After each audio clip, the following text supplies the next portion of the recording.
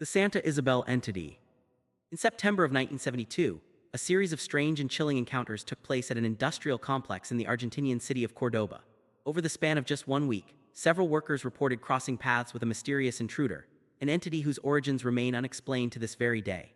Whether it was man, beast, or something far stranger, no one truly knows. What we do know is that the being has become remembered as the Santa Isabel Entity.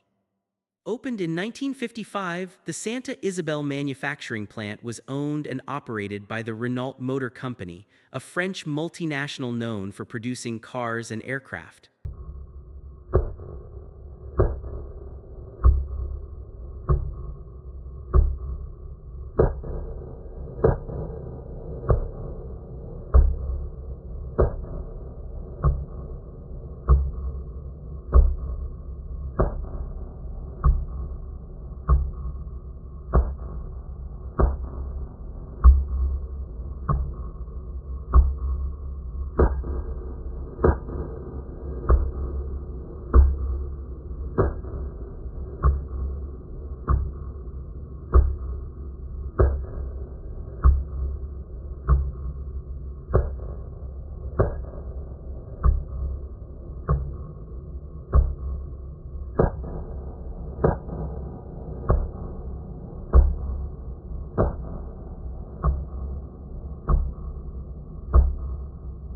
The plant was located just outside Córdoba, the largest city in central Argentina.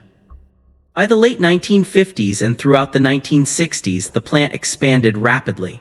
By the early 1970s, it had grown into a massive industrial complex covering more than 200 hectares, with dozens of factories, warehouses, and service buildings all linked by an internal road network. In many ways, it had become like a city of its own. Yet outside of South America, the facility remained largely unknown, only mentioned in passing when global economic or supply chain issues disrupted its production. That all changed in the final months of 1972. That year, a bizarre story began appearing in national newspapers. Workers at the Santa Isabel plant claimed to have encountered something otherworldly, an intruder unlike anything they had ever seen before. The first of these encounters reportedly occurred during the early hours of September 21st. A night worker named Teodoro Merlo was making his usual rounds. His job was to secure staff locker rooms, check each section of the plant, and make sure everything was ready for the next day. Around 1:40 a.m., Merlo entered the plant's forging section. After confirming that the changing room doors were locked, he continued his patrol. Nearly 4 hours later, he returned to the same area, finding the doors still secured. Needing to use the restroom, he unlocked the door with his key and stepped inside. The changing room was large and rectangular. Toilets lined one wall, while shower cubicles stood in the center. 2 long wash basins stretched across opposite corners, and the walls were lined with rows of lockers. Merlo switched on a light above the nearest basin, leaving the far end of the room in darkness. The glow was dim, but enough to see faint outlines in the shadows. As he walked toward one of the stalls, something caught his eye. In the gloom, sitting casually on the wash basin across from him, was a figure, tall, muscular, and far larger than any man he had ever seen. Merlo would later estimate it stood nearly 8 feet tall. It was dressed in a tight, dark blue outfit, blending with the shadows around it. Its posture was unsettling, with one arm bent oddly so that its elbow jutted outward, while a long finger pointed directly toward its mouth as though signaling silence. At first, Merlo assumed it was just another worker, though unusually tall. But as his eyes adjusted, he realized something was terribly wrong. The figure's face was unnaturally sharp, with angular features, pointed ears, and a triangular nose. Its skin was ghostly pale, almost the color of plaster, and completely hairless. But its eyes were the most disturbing of all, thin, slanted, and lifeless. He would later describe them as utterly soulless. A wave of dread washed over him. Against his better judgment, he took a step closer. Then a sudden tapping sound echoed through the room like metal striking glass. At that same instant, the light above him flickered off. When Merlot turned to glance behind him, the light at the far end, directly above the figure, blinked on. In the fraction of a second he had looked away, the entity had vanished. Heart pounding, he searched the room, half expecting to see it slipping through another doorway, but he was alone. Almost immediately, the terror that had gripped him melted into a strange warmth. His eyes filled with tears and an intense migraine overtook him. Disoriented, he stumbled into the hallway, finding it empty. Slowly, the pain subsided, but the memory of what he had just seen left him shaken. He told himself it must have been fatigue. It was late and he'd been working all night. Perhaps his mind was simply playing tricks. Still, the unease clung to him as he finished his shift and went home. But that strange encounter was only the beginning. The following night, Merlot awoke feeling well again. After dinner, he left for work around 9:30 p.m. Like most overnight staff, he relied on the company bus to travel to the plant. Normally, the ride was uneventful, but this time was different. As he took his usual seat just behind the driver, that same sense of dread returned. Moments later, he glanced at the rearview mirror. Instead of his own reflection and the reflections of the passengers around him, he saw the face of the intruder from the night before. The face stared directly at him. A wave of fear surged through Merlot's body. This time, the features were clearer. Thin, narrow eyes sat above deep indentations along the cheeks. Below them, a triangular nose seemed unnaturally sculpted, almost artificial. Frantically, Merlot scanned the bus, searching for the figure in the seats behind him. But there was nothing. The other passengers, some asleep and others chatting quietly, seemed completely unaware of the horror unfolding before him. Desperate to believe he was only imagining it, Merlot glanced back at the mirror. The face was still there, unblinking, watching him. It remained for several long, dreadful minutes before slowly fading away. Deeply shaken by this second encounter, Merlot reported what he had seen to his superiors later that night. He even provided a rough sketch of the figure. His managers listened without comment, eventually advising him to keep the matter private to avoid ridicule. Although Merlot never saw the mysterious entity again, strange disturbances followed him. On one occasion, the lights in a room where he worked began to strobe violently. During another shift, he inexplicably lost nearly an hour of time with no memory of what had happened. But Merlot would soon learn he wasn't the only worker to encounter the visitor. Just 1 week later, another employee stepped forward. Plant administrator Enrique Moreno approached management with his own unsettling experience. Like Merlot, he worked nights, transporting documents across the vast facility on a motorbike with a small trailer for paperwork.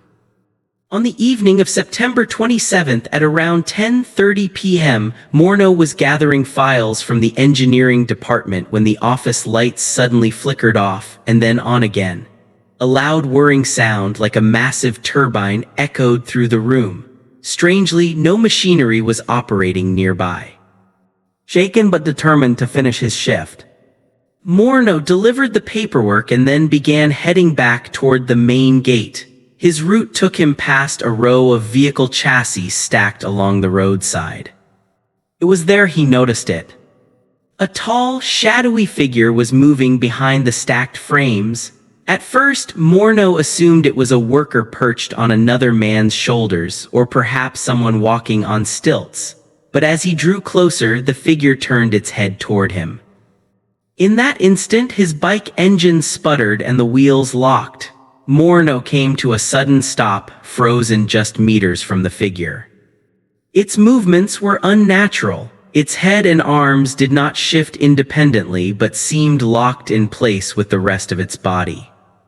Now close enough to see, Moreno took in its features: pale, eerie skin, pointed ears, and a faint green glow radiating from a dark one-piece suit.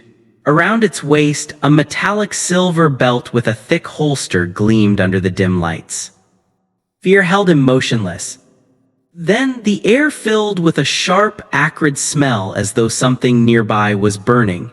A heavy pressure built in his head and ears. When he tried to raise his hand, he found he could barely move, paralyzed. And then, as suddenly as it appeared, the figure turned and walked away into the darkness. At the very moment it vanished from sight, his bike unlocked, jerking him forward toward the security office. Barely able to control the bike, Morneau arrived at the gate where the guards scolded him for reckless riding. But after seeing the terror on his face, the guard listened to his story. Together, they returned to the site to search. The figure was gone. But there were signs, 2 rectangular indentations pressed into the ground. The nearby chassis were strangely warm to the touch, and Morneau's watch, which should have read 11:14 p.m., was frozen at 11:13 and heavily magnetized. The guard's logs placed him at the gate at 11:30, leaving a gap of more than 15 minutes. The strange lethargy he felt lasted into the next day. When he finally awoke, his girlfriend told him he had been mumbling in his sleep, repeating the phrase, "metal man." Despite this, Morneau returned to work. That night, the strange whirring sound returned, this time accompanied by flashing lights outside his office window. When he looked out, his heart sank. The same tall figure stood watching him from a patch of waste ground. After several seconds, it turned and walked away with its same stiff, unnatural gait. Rushing to the main gate, Morneau once again begged the guard to help him search. They scoured the area together but found nothing. The guard urged him to rest. Only 4 hours later, another worker, delivery driver Leopoldo Rodriguez, was escorted into the security office. He looked pale, dazed, and terrified. Rodriguez had just delivered a load of sheet metal and was preparing to leave when his truck cab was suddenly filled with bright light. He caught a glimpse of a massive shadow passing his driver's side window. Though humanoid in shape, it was so tall that its head was out of view. Moments later, his engine died and the streetlights around him flickered out. A sharp buzzing filled his head, and when he tried to move, he realized he couldn't. His body refused to respond. Then came a deep rumbling vibration that shook his entire truck. Objects on the dashboard tumbled to the floor. Through the windshield, Rodriguez saw it, the towering figure. It carried a round, glowing object, the only source of light on the road. His description matched Morneau's perfectly: pale skin, pointed ears, muscular build, stiff mechanical movements, and a silver belt glinting in the darkness. And then, like before, it was gone. The lights flickered back on, the engine restarted, and Rodriguez sat frozen, trying to comprehend what he had just witnessed. 2 workers who found him escorted him to the guard office, where he reported the incident in detail. 3 men, 3 independent encounters. None of them knew each other. None had any reason to fabricate such a story, and yet their accounts aligned with chilling precision. Some argue it was an elaborate prank. After all, a factory contains plenty of materials to construct a convincing costume. Others claim management's quiet response suggests they knew more than they admitted, perhaps even covering up the truth. But skeptics struggle to explain the physical effects. Merlot's migraines and lost time, Morneau's magnetized watch and paralyzed body, Rodriguez's buzzing head and frozen limbs. The consistency of these symptoms suggests exposure to something far beyond a human trick. According to records, the towering figure of the Santa Isabel plant was never officially seen again. Or, if it was, the witnesses were silenced. Was it a hoax, or did these men glimpse something beyond human understanding? The question lingers, just like the memory of the pale intruder that haunted the dark corners of Santa Isabel in 1972.